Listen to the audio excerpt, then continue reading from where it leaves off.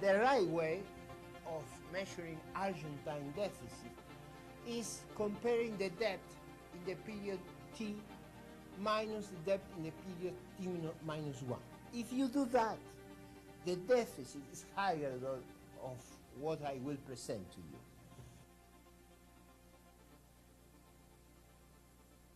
It is now with great pleasure that I introduce to you our mid-morning keynote speaker.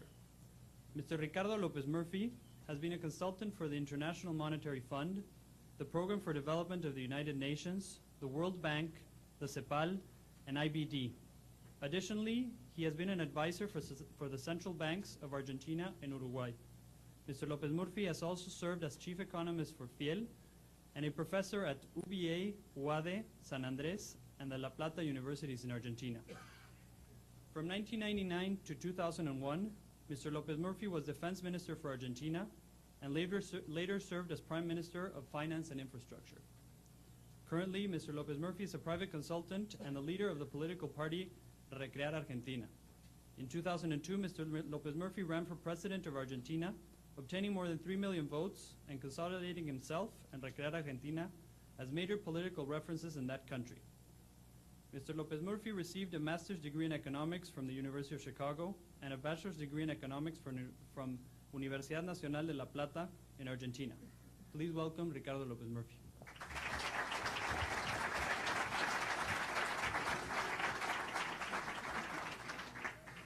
Thank you very much. I'm very happy to be here again after 24 years. I hope when I left this city many years ago that I will come back to tell all of you how well we have performed. Unfortunately, that dream of my young years was not fulfilled. I will tell you a sad story. But when you love someone, and I love my country a lot, it is better, and I learned from this university, to take a professional approach. When you love really, you are very professional. And I will try to tell you why we suffer such a meltdown and give you some ideas of what are our main problems and try to explain our outlook. The plan of my speech is the following. First of all, we will review the main reason of the crisis. Then I will try to go over the recent development, the recovery, quote unquote. Why we have a recovery after such a meltdown. And then we will see carefully, and I reserve all the jokes for that time, about what are our real problems. And we have a lot of them. But let me go to the end of the speech to address those issues. And I promise that I am sad now, but I will be funny at the end.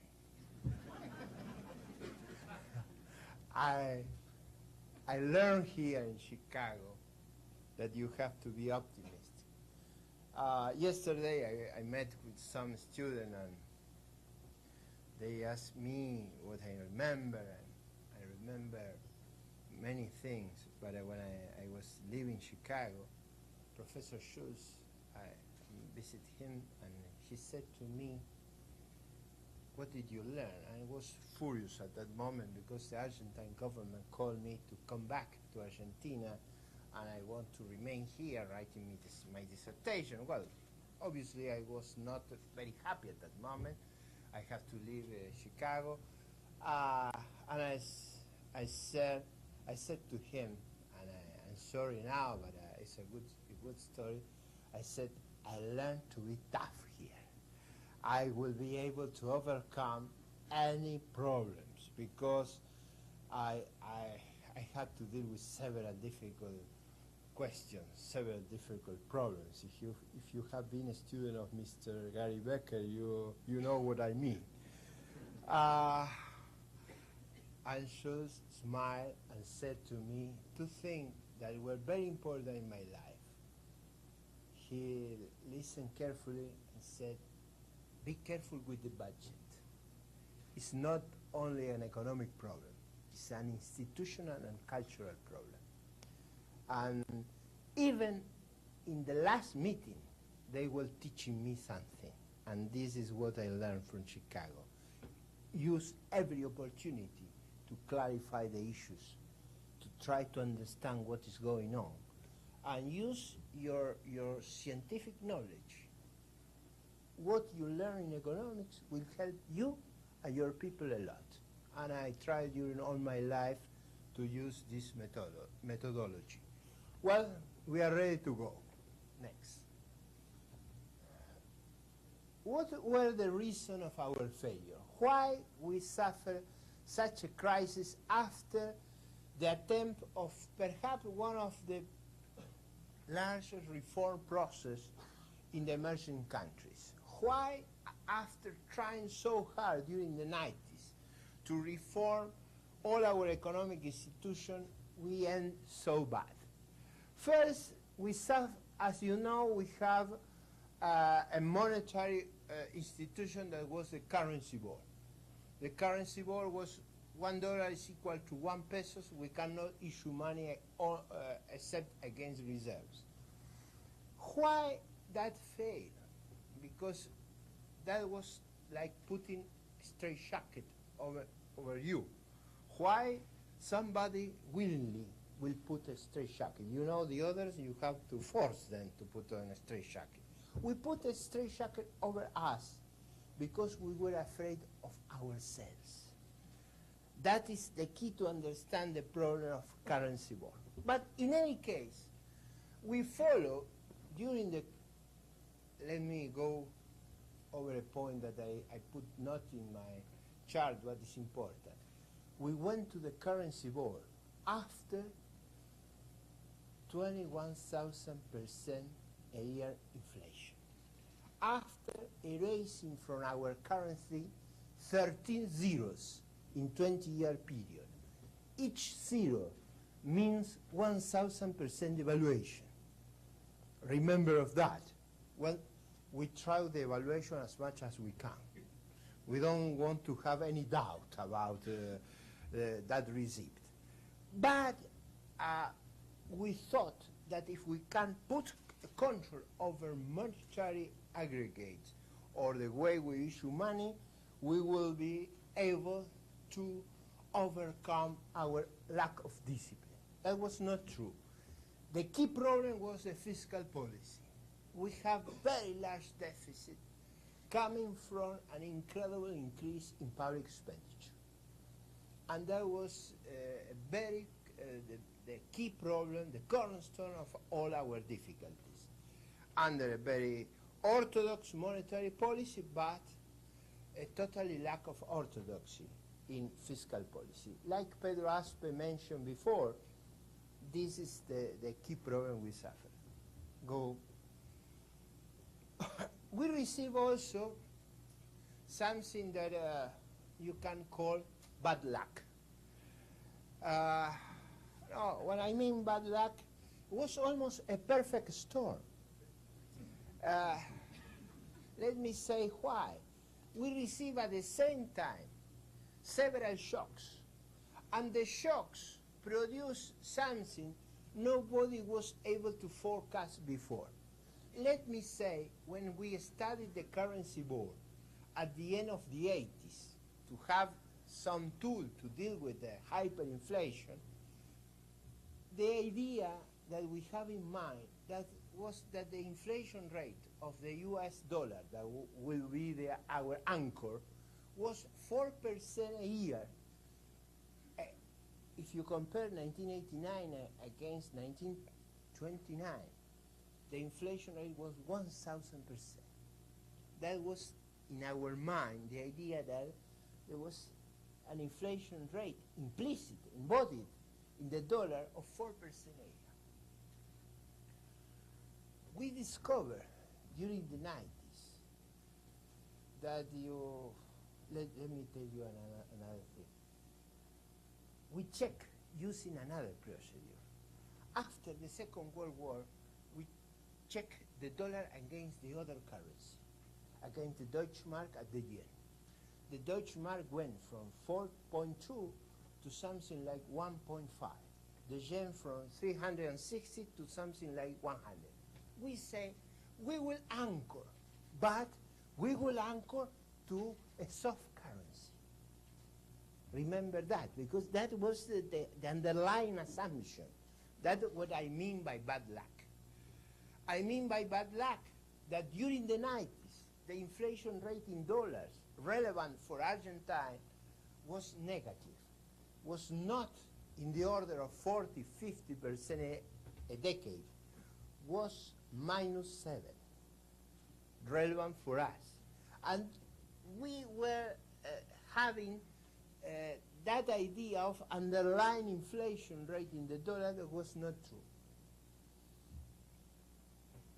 We also thought, let me tell you another point, we also thought that the United States behavior in the 90s would not be what it was. Well, in November 1992, I remember in the Argentine Treasury after the Clinton election, they were, toasty. They said, we have problem, but now with Clinton in charge, they will have more deficit, and well, in the end, we will have more inflation than we forecast. As you remember, we suffered during the 90s the most disciplined President of the United States, I mean in monetary and fiscal affairs. But that is what I mean by bad luck. Bad luck in the sense of what we have in our long-run projection. The crisis expressed in the Asian crisis, the commodity price fall a lot. The Russian crisis mean for us they closed the window of loans. We used to have a lot of dependence on natural resources, on capital market, and on our neighbor trade. We were very related with our neighbor. In 1997, we suffered the Asian crisis. In 1998, the Russia crisis. In 1999, the Brazilian crisis. In the year 2000, the meltdown of the high-risk investment, I mean the Nasdaq. Everything was against us. And that is the seizable negative external shock. Next. Well, and we suffered, as Pedro said, a problem of political leadership. We were not able to deal with the issues. We have bad institutional framework, and our leadership was not able to deal with the issues, to collect support, to bring a right answer to very difficult situation. Next. What I mean by weak fiscal policy? Government expenditure increased by more than the GDP adjusted by the price of tradables. This is behind the overvaluation of the pesos. Primary surplus, moreover, was not increased to offset the impact of growing interest payment. We finance, let me say something, as you mentioned, Enron, that's important. In Argentina, we suffer also from creative accounting. The way we define deficit is not the way other countries define deficit. We put a lot of expenditure in off-budget account. The right way of measuring Argentine deficit is comparing the debt in the period T minus the debt in the period T minus 1. If you do that, the deficit is higher than of what I will present to you. But I learned also from this school that if I can prove the case for the most advantage point of view, the other is I have not to do other thing. Well, one of the key problems is the design of intergovernmental transfer in Argentina. Our revenue sharing mechanism is a crazy one. Let me say you, I was professor of public finance in Argentina for more than 20 years. I was very demanding one as a professor. And all of my students ask the following question. If you can explain to me the coefficient that made the sharing of our revenue sharing system, I will give you A. Don't ask any other problem. If you can answer that, 20 years I asked the same question. Nobody was able to answer. We have a system that is very difficult to explain, and perhaps that was one of the key why we suffer the problem of lack of control in public finance. Let me give you an idea of what I mean by that. Our provinces can spend and finance the spending using as a collateral the transfer of the federal government. Is using that collateral, they spend, and they know that in the end they will bail out by the federal government. It's like I invite all of you to a very expensive restaurant in Chicago using the Pedro Aspe credit card. I will be very generous because there is no incentives relation. That is something that we know. I wrote several books about that. We know how to address, we know the answer, but the political economy of solving the problem is a very difficult question. We put a fiscal responsibility law, but that's a very sad story. We violate at the first year. We have, like in Maastricht treaty, some ceilings.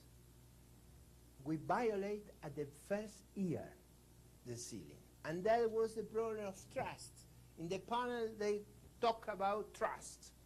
But if we violate in the first year the fiscal responsibility law, some political leader in Argentina told me the other day, don't worry. Look, Germany and France also violate the Maastricht Treaty. It's not so important. I mean, it's not the same Germany and France that ourselves. But that idea that the law is not very important and you can do whatever you need, that is perhaps the key problem to understand in our difficulties. Well, tax evasion is very important. Let me give you an example. I'm sorry, I'm very enthusiastic. I will not follow exactly my presentation. Let me give you an example of what I mean by tax evasion. Spain has the same population of Argentina, almost the same. They have in the social security payment almost 17 million. I mean 17. We have, with the same population, only 5. What is the difference? The difference is the moonlighters. I mean, we have a lot of people working, but they declare themselves a tax exempt. They say, we will not fulfill. And that is a very important point, because if you design the tax system, somebody, Luis Ramirez mentioned the problem of tax evasion as a problem of competition. But trying to understand what do we mean by that, we have an incredible high taxes. I will say almost Swedish tax rate. But the quality of our public service is like in underdeveloped Africa. If you combine both, you have a disaster. And that is something that is behind the crisis, but is behind all the problems we have to solve in the future. The tax evasion under the effort we did during the 90s was perhaps one of the most difficult areas we have to face. Nowadays, Argentina has incredible taxes, and the problem is larger than anybody think. It's not paid. And it's the way they compete is through that way. Okay, next one. Well, that are the numbers. Pay attention to the tradable prices. That is a decade. In the decade, the nominal price of our export and imports was falling. It's not terms of trade. It's the price of export and imports. They were falling in nominal terms. Remember that the implicit assumption was the inflation rate behind that was 40%. Okay, next. Well, that is the public debt. Pay attention to this. We were under convertibility, under currency war during all this period. The debt was increasing and increasing and increasing. Well, the explosion is because of the valuation. Nobody believed us. They lent us in dollars. When we devalue, the burden of the debt increased several times. For example, our former president, Mr. Menem, said that we were fulfilling almost all the Maastricht criteria. That was not true. The most important one, something that I learned in the Department of Economics of the Chicago University. What is the price of public expenditure? What is the cost of crowding out? Is the interest rate, the spread you pay on public debt. And I learned here, the cost is higher than that price because you substitute private investment that is paying taxes over that return. And our spread over the treasuries were in peso bonds always well above 600, 700 basis points. In Maastricht criteria, you have to be below 150 basis points. We will never fulfill any criteria of good financial behavior.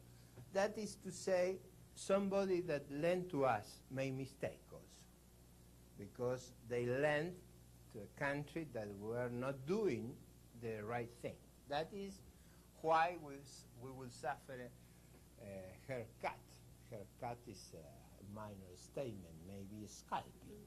But the next one. Well, that are the interest payment and primary surplus. We have almost no primary surplus during all the period of convertibility, to give you an idea. Next one. This is adjusted primary surplus. It's not totally adjusted, but I try to avoid some of the creative accounting. There are more, but I did what is the most simple step to correct a wrong accounting practices. Next one. Next one. I will not have time. Lesson from the Argentine experience for fiscal policy in emerging countries. One thing that is very important, I think, is the key point that I would like to point out for the future is rollover of the principal of the debt is not guaranteed. The main reason of the crisis was we were not able to roll over the debt. To roll over the principal for us was a terrible problem, and that is perhaps one of the main difficulties nowadays in Brazil.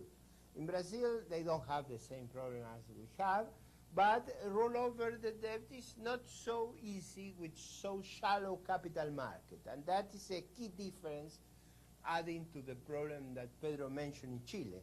They have very deep capital market. The depth of the capital markets is a big difference when you make errors. I point out there is a need to self-insurance against negative shock. If you don't have capital market, you have to be very careful. You have to save for the bad times, for the rainy days. And you have all the time to think that you don't have the room for maneuver that the industrial country had. I mean, under currency war, you have to be very careful with your fiscal policy. If you don't have capital market, you have to be more careful. And that was the key mistake of Argentine policy in the 90s. Okay. Good fiscal institutions are a key ingredient of good economic policy. They cannot be replaced by the monetary or exchange rate policy. Let me point out in the following way. This was something that was in a paper in 1981 by Sargent and Wallace, and the unpleasant monetary arithmetic. If you maintain the monetary rule, it's not enough to deal with the situation we face. I think fiscal policy is important and you have to be careful. Well, the default and the banking crisis in a very highly dollarized economy double the burden of the public debt. If you have a very dollarized economy, devaluation is a terrible tool to deal with the problem, because as every creditors, all your liabilities are in dollars, the problem of a devaluation is a disaster. Going for the next one. Well, I told you which were the negative external shock: Asia and Russia, Brazil flowed the real, the strong dollar, remember Clinton. Capital market were reduced when the market realized that the shock was permanent. My concluding remark was the bad luck. Argentina was intensive in neighborhood countries, using the outside capital market and in commodities. All the shocks were negative and we suffered the consequence. Next one. Well, this is the export price index, and explain you what happened to us. Next one. Well, this is the devaluation. Next one. Next one. Well, that is what had happened. We have a terrible capital outflow at the end of the crisis, and that was the reason why we suffered so much and suffered such meltdown. Next one. Well, what were the political issues? Our politicians took the decision, as in other countries, always late, but let me tell you that nominal adjustments are obviously difficult to achieve. I was Minister of Defense, and I remember I had the visit of the Germany Minister of Defense, and I was reducing the nominal wage of our Army, our Navy, and our Air Force by 12%. And he asked me, "You feel safe doing that?" I never thought that can be possible. If I have to do that, I don't know how to enforce discipline. What I mean by that is we did our best to deal with the crisis when we have in the crisis. It was not enough. I try as hard as I can to avoid a disaster. But when you have such a disequilibrium, you need a leadership that is so important, so demanding, that we were not able to have in charge of our ship. Well, there in my presentation you will see that we have tried to enforce our defense, but they were not enough with such big hole in the fiscal account. Okay, next one. What are the problems today? Well, we have a banking crisis. As Luis Ramirez mentioned, our banks have a negative net worth. That's easy to imagine that you deposit in banks that the assets are lower than the liabilities. That is a minor consideration, but we have a problem there. The government defaulted on all its bonds. I mean, we are now having a larger debt than before the devaluation because the government issued new debt. The government is paying the new debt. The old debt is not being paid at all. We have a problem. For example, let me say, one ambassador of Argentina said the other day to our press that the foreign community is forgetting the debt. Imagine they will forget 130 billion. But that is the way we are addressing the issues, but we have a problem. Social unrest with 20% of unemployment is not easy after suffering until the year 2002, 4 years of recession. Fiscal and monetary policy are not consistent yet. I will explain later what I mean by that. And we have stock problem and flow problems that are not so easy. For example, maybe in the margin, the banks are making loans and receiving deposit, and they have a margin there. But in the margin, it's different from in the average. In the average, they are bankrupt, and the idea that they will have time to recover through flows is very difficult to accept. Okay, next. Now I will try to address the recent development, the last year and a half, that we have a very dramatic recovery in GDP. What are the explanations of that? Next one. This is the recovery. As you see, we have a recovery, although we have not been able to reach the level previous to the crisis. We recover from the 80% of GDP to something close to 90% of GDP. Investment fall to almost 40% of what was before. Now is around 65%. We are not investment in net terms. I mean, we are covering only depreciation. Next one. When you discuss, and you know, in Brazil there is a lot of discussion of what is the example to follow. The Chile or the Chile example of the Argentine example.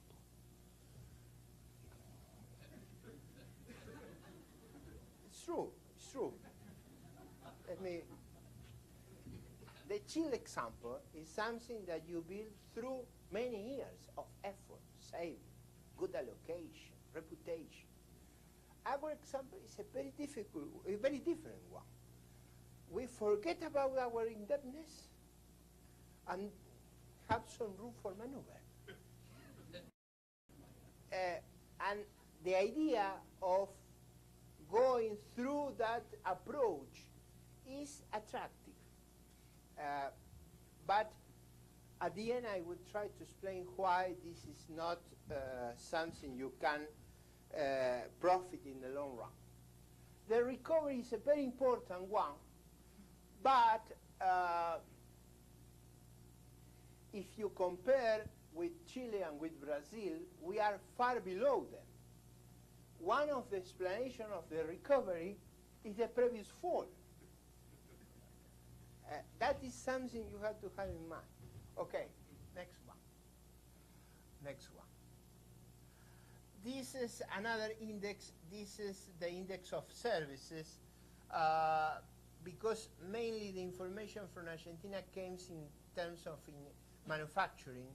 This is services. As you see, we have a big recovery in services. One of the explanations, for example, what has happened with construction? Without capital market, without banking sector, how the building industry can recover? Well, there is one explanation. The people want to save in something. One of the things they save is in real estate. We are not using the financial market, the capital market. We save building houses or building apartments, and that is the explanation of the recovery. That is not a long-term recovery. Okay, next one. That is the growth rate of the previous recovery of Argentina after a big fall. As you know, we suffer the stop and go for a long period of time. The recovery we are having now is not different from the past. Next one. Well, this is the context. I compare the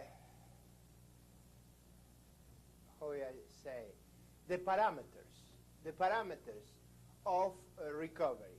Look, we are a very dollarized economy.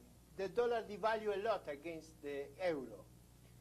It's like in the gold standard if you discover gold in California. Remember, in the 90s and the first decade of the 20th century, the economy grew a lot at world level. Why?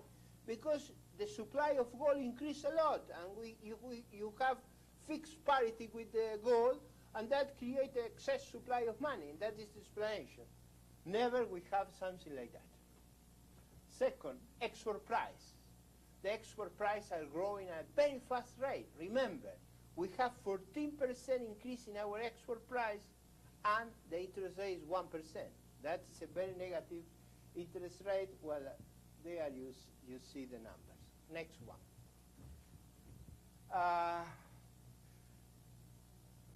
One of the reasons of the recovery is capital outflow is decreasing. Now, what is the explanation? Why the Argentine people suffering the lack of financial system, suffering the lack of capital market? Why they are not sending money abroad? Well, the reason is again, we send so much that we don't need anymore. Okay? That is the reason why we send a lot. To send more, you need incentives, a new crisis. If there is not a new crisis, our prices are increasing a lot. The cost of interest is going down. Our neighbors are performing very well. Obviously, we retain our income in our country, and there is no capital outflow. Okay, next. Well, this is exceptional price. Remember that we are producer of soybean. So we are, when I mean a producer, we are one of the biggest in the world. It's like petroleum in Venezuela. The price of soybean, look the number. I always look this number because I was minister in April 2001.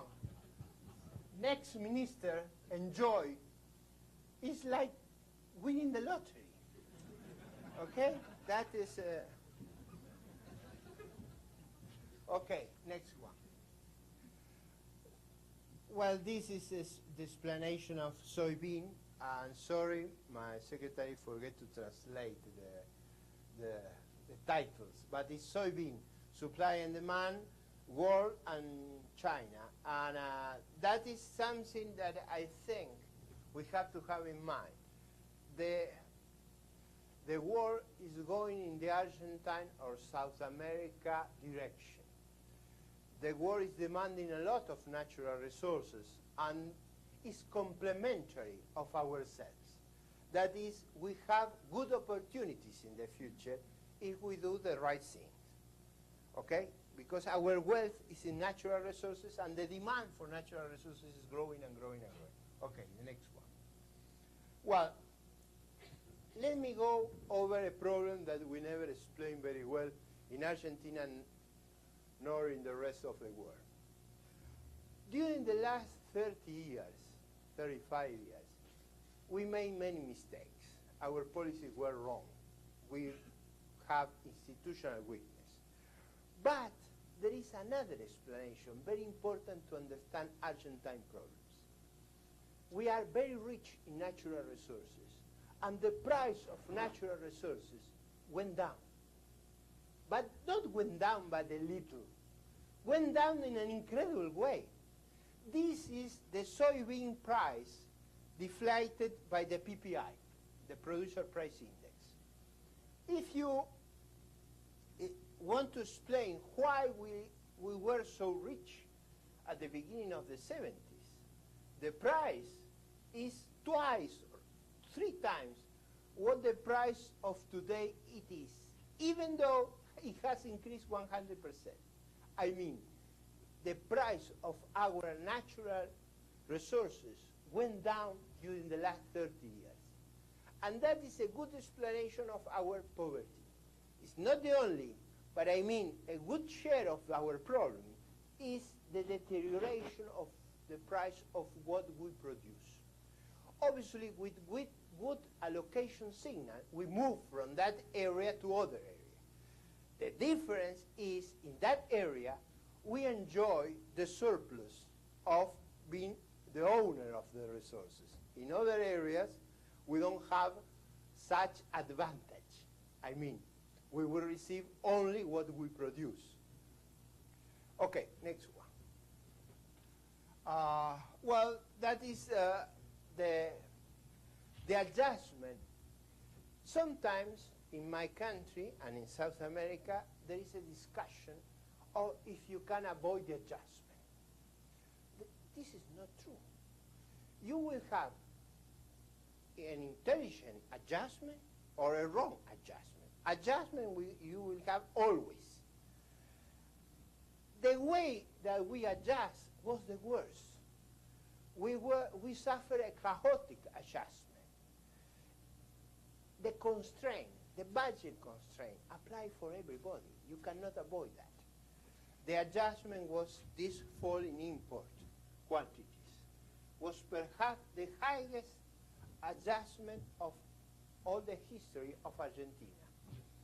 The current account surplus went to almost 12% of GDP, to give you an idea of the adjustment we suffered. Okay. In my own account, the adjustment was almost 30% of GDP. We reduced the expenditure in an incredible way. That we went from a current account deficit to a very high current account surplus under very bad external price. That gives you an idea of the adjustment. Well, that is monetary indicator. Go. One point. This is important for the future. As I study in Chicago, I pay a lot of attention to monetary account.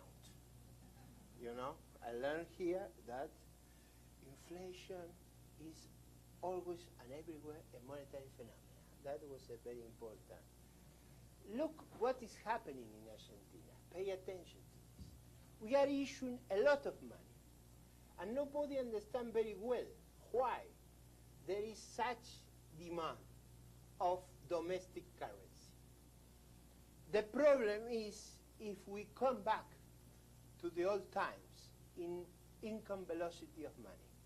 But let me give you that case to think about it. Maybe this is related to flotation, maybe this is related to the financial taxes, maybe this is related to the tax evasion, maybe this is a transitory phenomenon. If it's a transitory phenomenon, we will see in the next years different problem of what we have seen until now. Okay.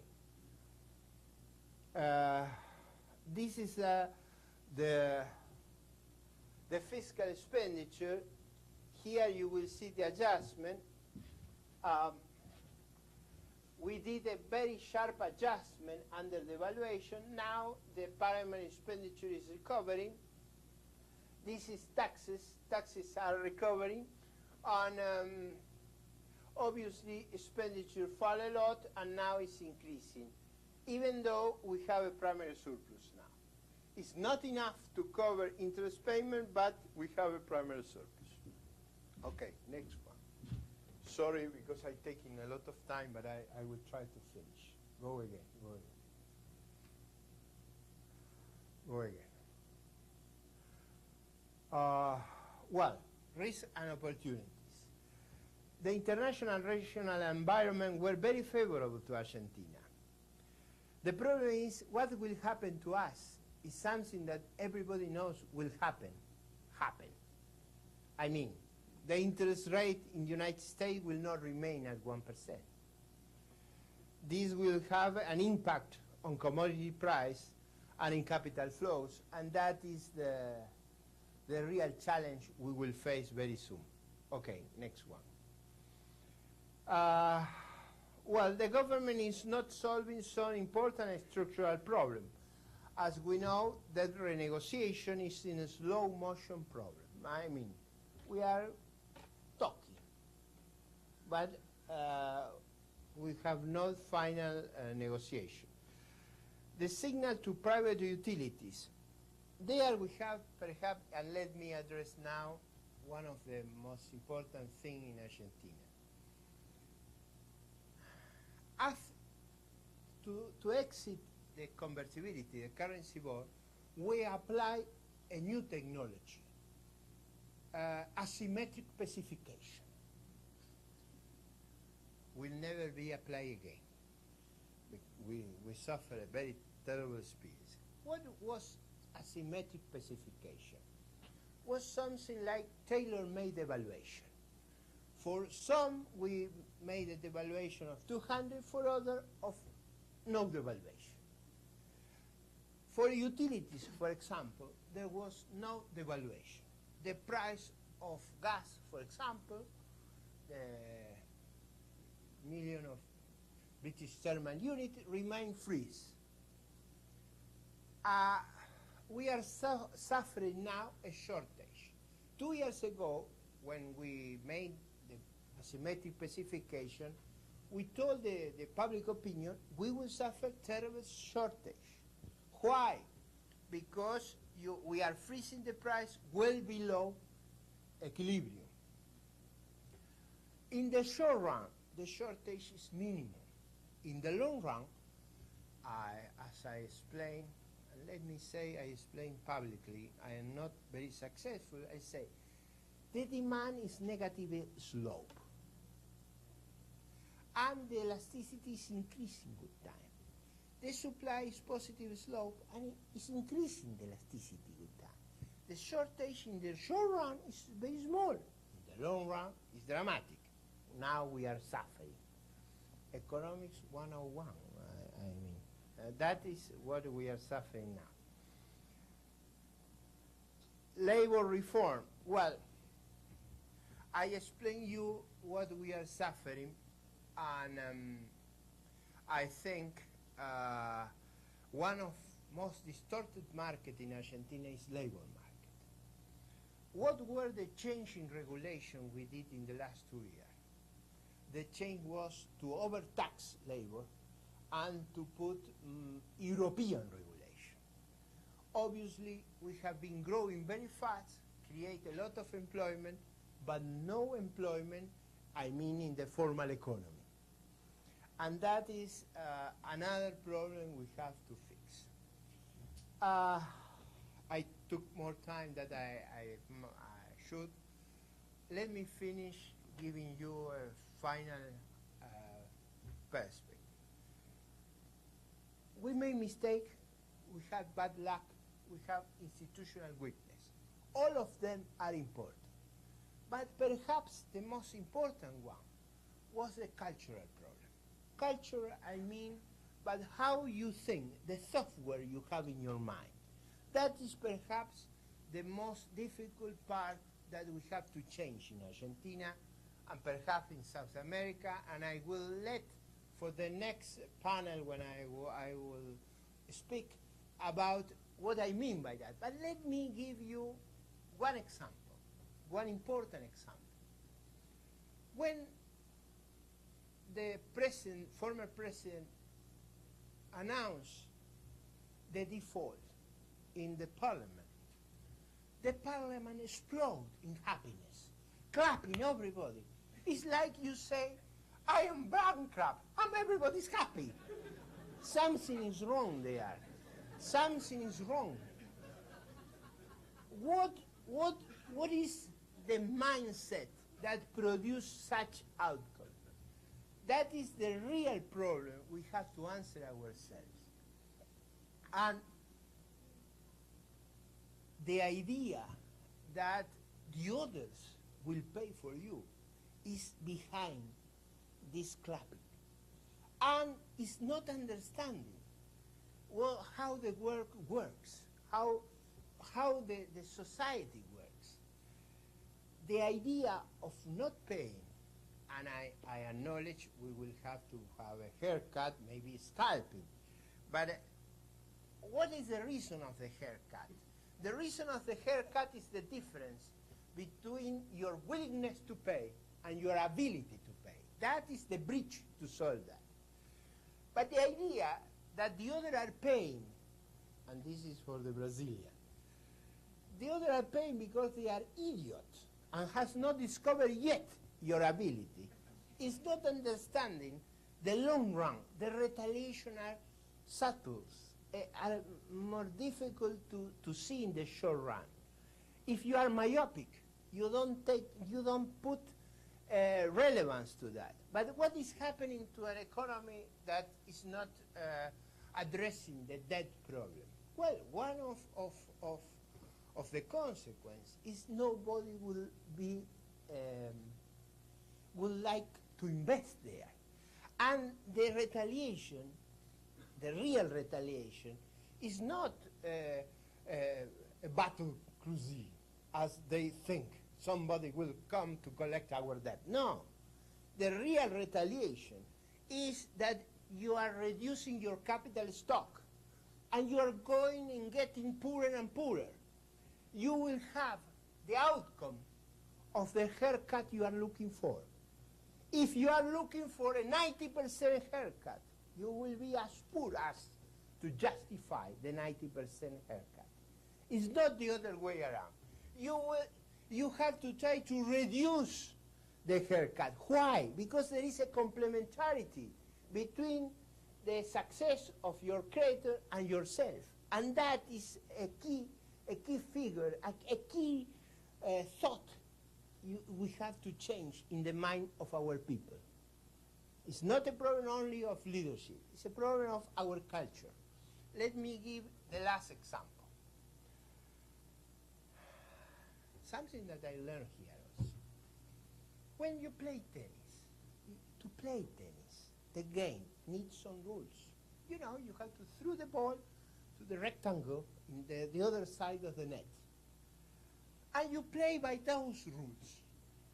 And the winner is who performs better under those rules.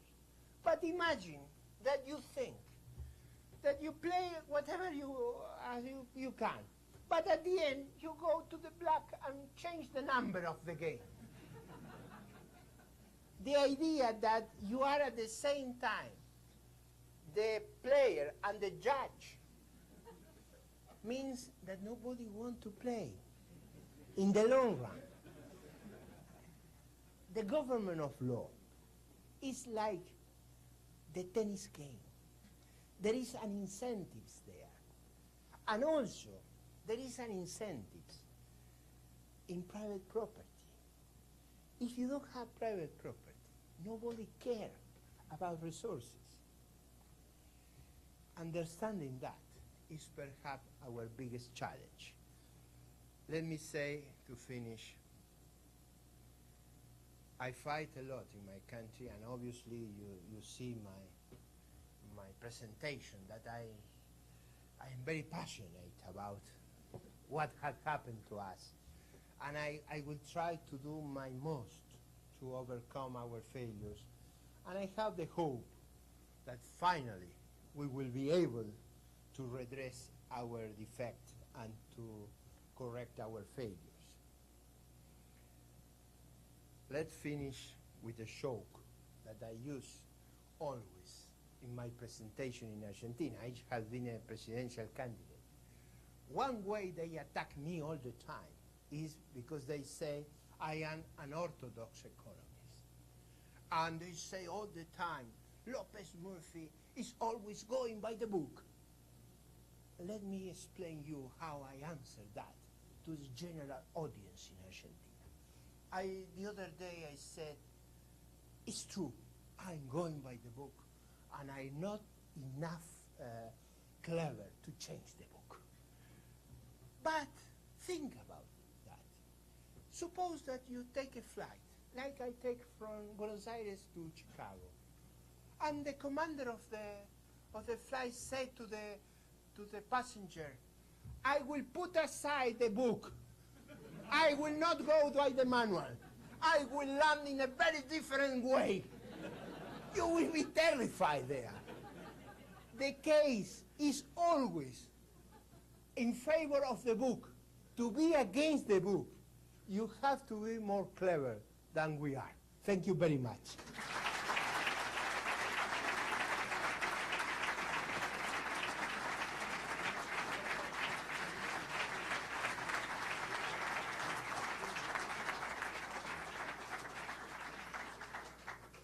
Thank you very much, Mr. Lopez Murphy, for a great presentation. In consideration for the rest of our speakers who have to take flight this afternoon, we will limit the questions to 2 and then have remaining questions in the economic panel.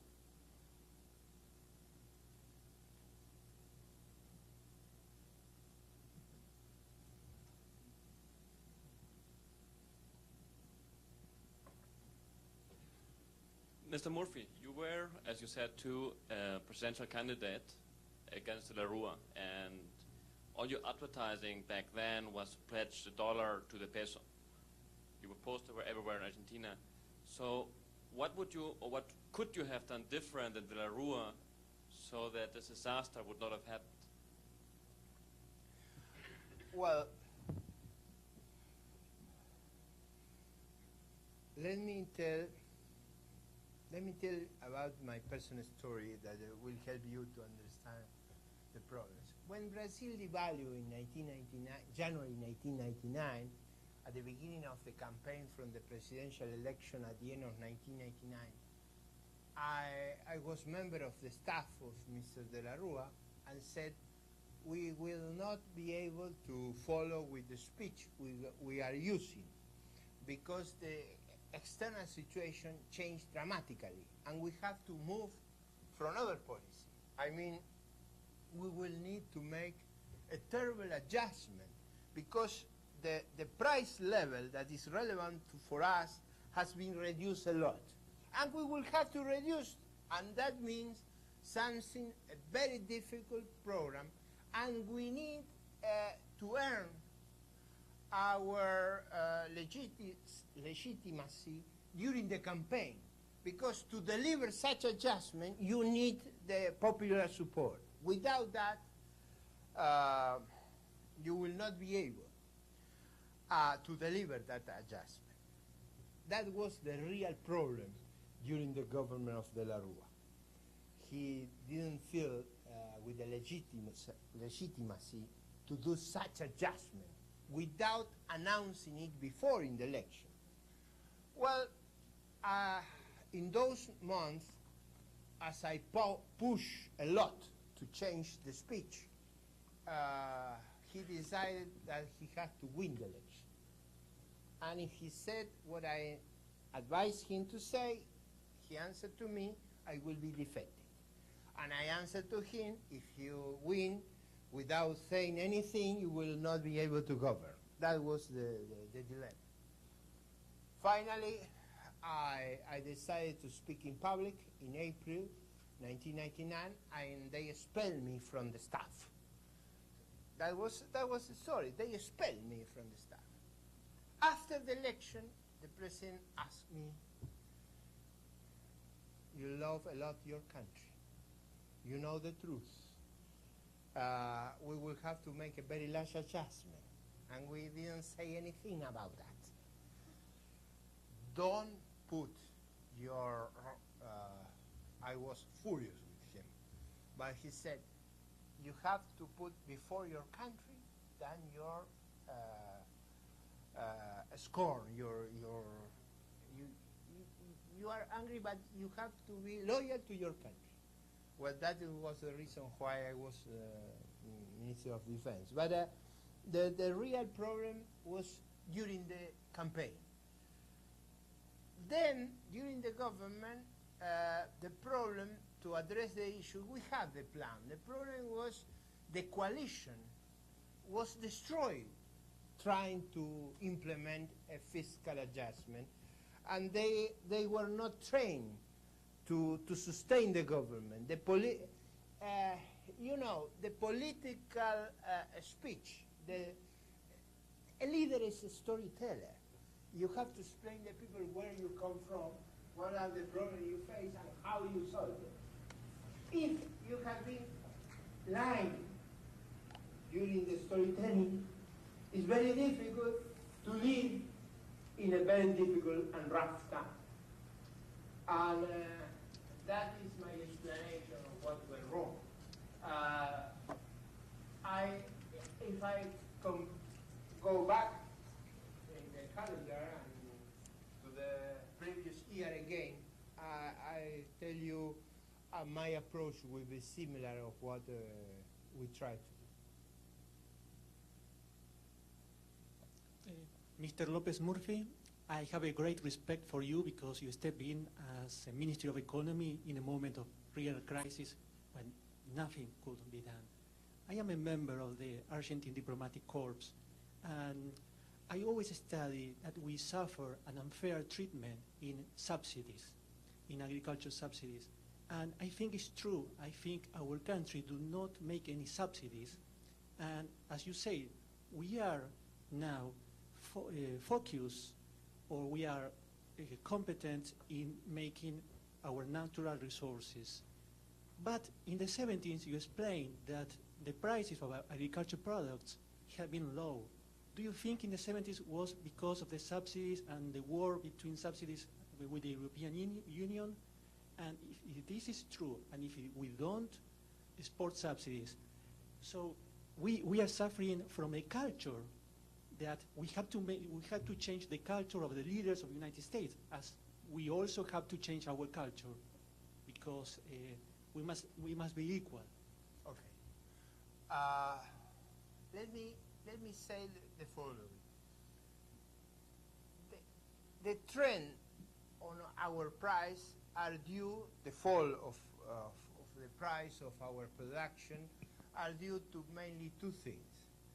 First, technological change. The technology that was discovered during the last 35 years or implemented was of the type of land saving. We have land that is a very good quality, and the rest of the world has not the same endowment of ourselves. But the technological discovery were to save land. I mean, they were able to increase production a lot with the same size of land. I mean, just against the Ricardian forecast. You remember Ricardian thought was the land will be scarce and scarce and scarce. The truth is technological discovery increase the size of the land. I mean, save land is the same as increase the size of the land. That was one of the explanations. The other is something that I agree with you, is the commercial policy of the most developed countries that subsidize and distort the price of what we produce. That affects a lot us. And it's true that nothing will help more us than freedom at the world trade.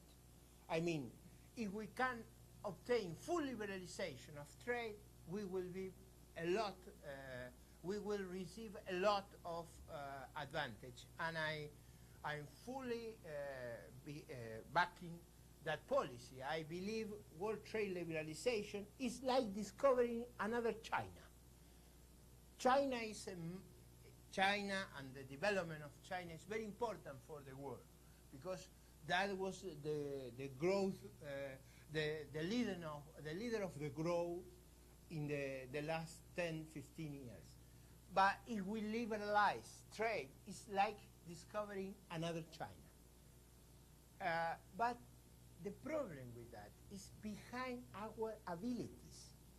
This is a parameter for us.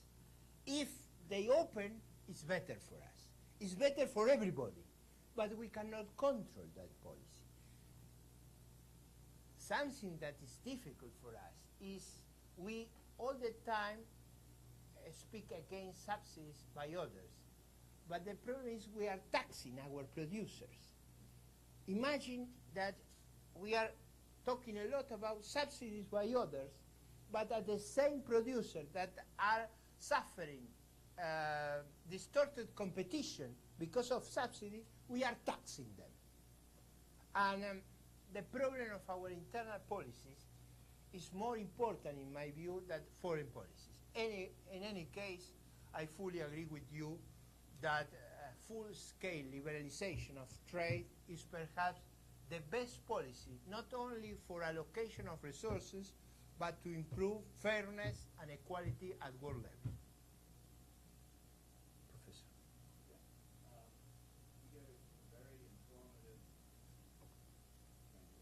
You gave a very informative presentation of the problems that Argentina went through, some of their own making, some of bad luck, as you said. And then you also made an interesting presentation about the reactions of the government took to the problems. Those were not very reassuring to me as not a specialist. You have a list of some of the mistakes made here. As you look forward now, is there any reason to be optimistic about the adjustments that Argentina will be making in the next 5 years? Is there any likelihood, for example, that foreign investors will be willing to go into Argentina on any significant scale given what's been going on with the default on foreign debt? Labor markets, as you said, have gotten worse rather than better, and they weren't good to start with. The underground economy, I remember Carola Pacino showing me some estimates when she was in the government that it was maybe 40% of the workers were already at that time in the underground economy. So I'd like to be optimistic.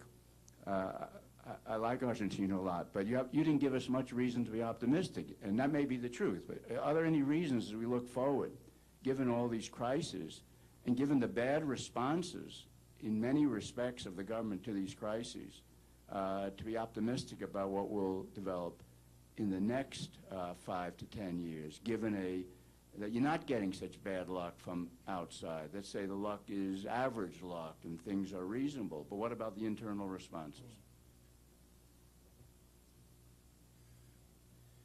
As always with you, it's a difficult question.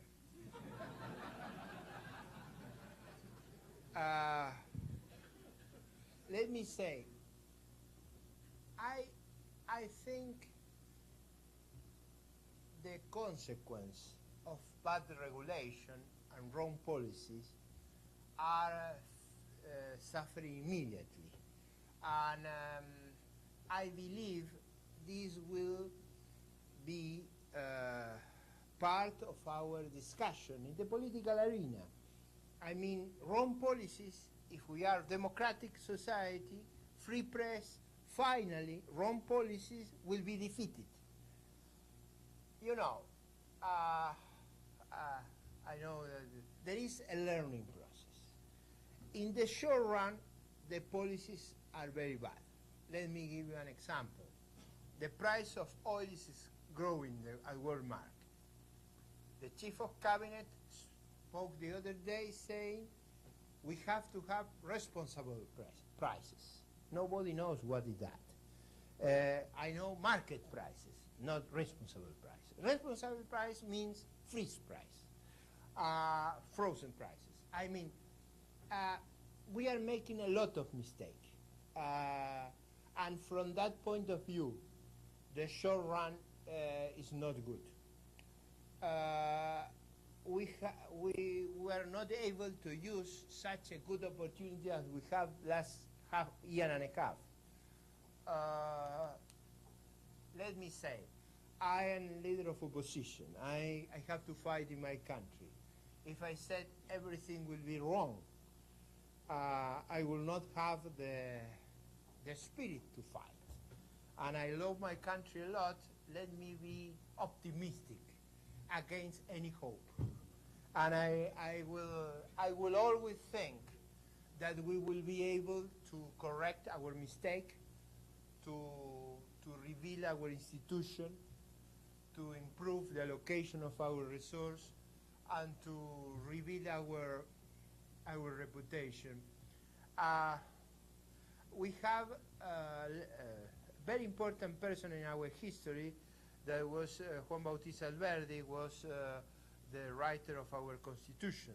And he said many years ago, 150 years ago, we have to follow what is practiced in those countries that are successful.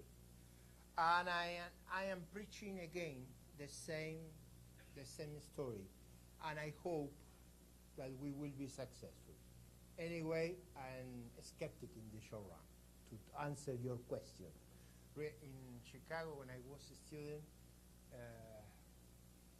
there was a question that said true, false, or uncertain.